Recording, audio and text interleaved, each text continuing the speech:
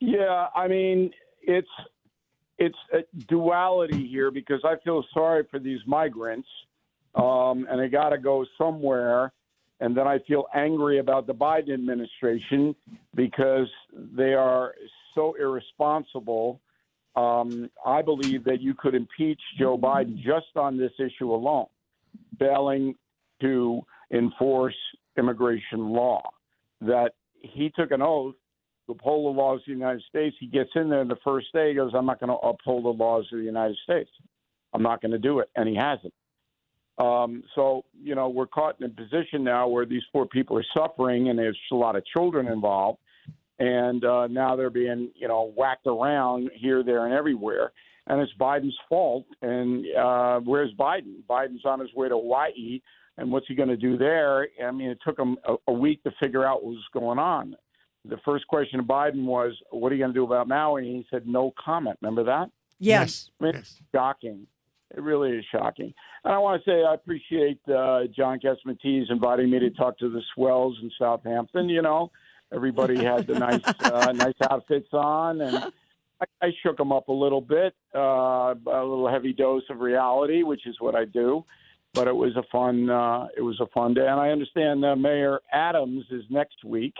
I don't want to frighten the Next mayor, week we have Mayor Adams, who, if he makes it back from Israel, Right. number one, and we have John Poulos.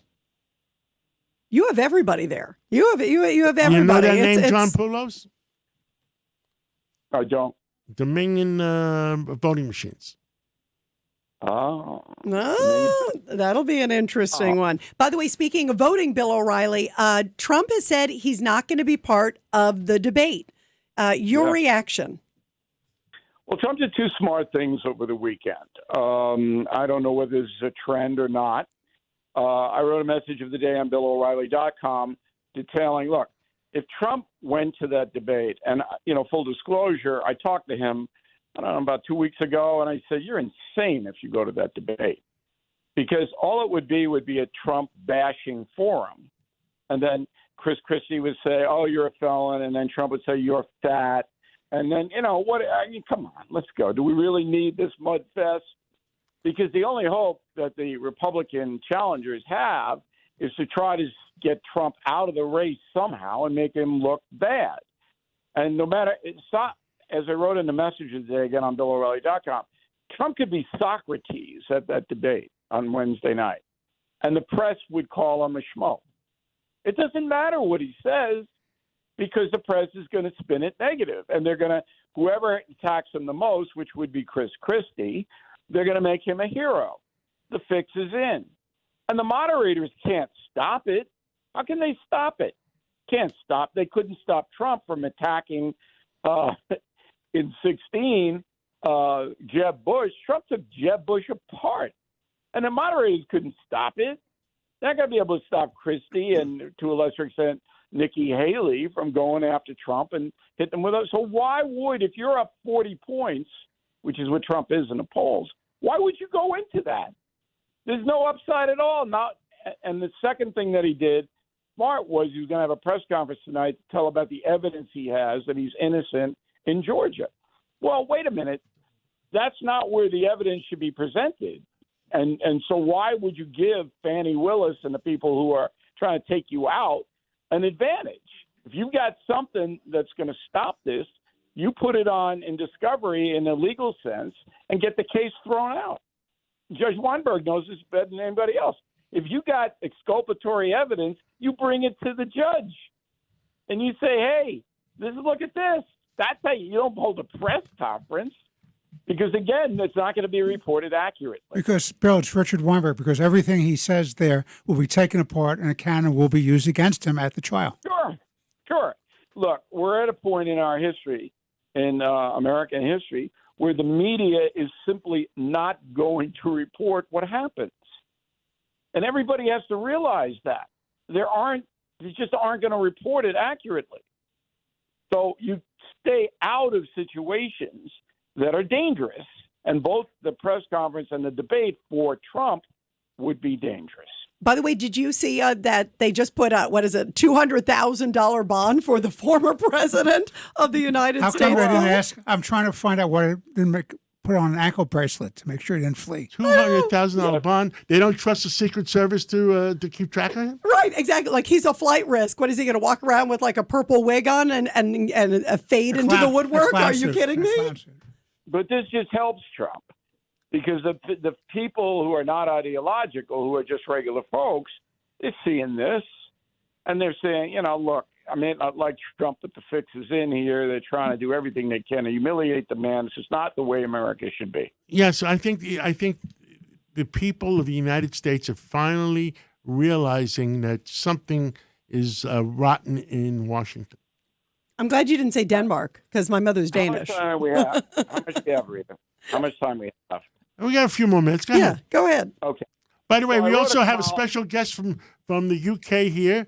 He just walked into the studio. We have Nigel Farage, and he's going to talk about his bank account that he doesn't have anymore in the UK. And he's Nigel, welcome to the United States. Always good to be here. Fascinating to see what's happening ahead. I love that accent. Yeah, I love it. No. And I by speak, the way, I speak Nigel- English. I haven't got the accent. You've got the accent. And Nigel, you host a big let's listen show, to too. Bill O'Reilly. Farage TV, Bill, we're going to get to it in a moment. You got it anytime you need. Go ahead. Yeah, I know, Nigel. My son's going over to Oxford in a week, so if he gets in trouble, I'm calling you. You get him out. Absolutely. No problem. I'll bail him out. Don't worry, Bill. Okay. I got him covered over there. So I wrote a column on BillO'Reilly.com comparing Afghanistan to San Francisco. Wow. Going, what? And the theme of the column is that Afghanistan is last safer. week, Yeah, exactly. there were reports out of Afghanistan that women there cannot leave their home without a male escort, cannot be educated, and have absolutely no rights whatsoever. All right, I'm reading a report. Well, who's at fault for that? Do I feel sorry for that? The United States gave Afghanistan, and Britain too, 20 years to develop a civil society. Did the Afghans fight for their freedom? Actually, Bill, they did. 60,000 Afghans were killed over the last 20 years. 60,000 in a country of 38 million. That's a lot. But Congressman, if the majority of the people in Afghanistan didn't want the Taliban wouldn't be there. Not necessarily, not necessarily, because we No, train them. We I'm train just them agree to with you fight with air 100%. support, and we pull the air support on them. Yeah, well, it was 20 years. It shouldn't have taken nearly that long. Well, Bill, We 60,000 armed them. lives. That's an awful lot of people put their lives on the line to fight for what they believed in. I'm not saying the It's the country as a same thing in whole Vietnam. acted right, but It's just- 60,000. It's the same thing in South Vietnam. There were over 1 million casualties, but in the end, they wouldn't fight for their freedom. Well, these people did fight. They were fighting to the end until we pulled out the air power on them and the air support. I don't buy it. And we pulled out the contractors who are operating the air support. I don't buy it at all. Oh, And you I'll tell should. You should, Bill. Learn what you're 20 talking about. No, 20 years is too long. We trained them, we armed them, and And then our we pull the boys arm, and then we our pull the men and rug out women from under them. died for Then that. we pull the rug Our out men from and under women them. died for that. They didn't take the mantle of freedom and ram it down the Taliban's throat. Well, it's easy They for us to say didn't that. do it. All right, that's just my opinion. Now, San Francisco. So it's in the doom loop, right?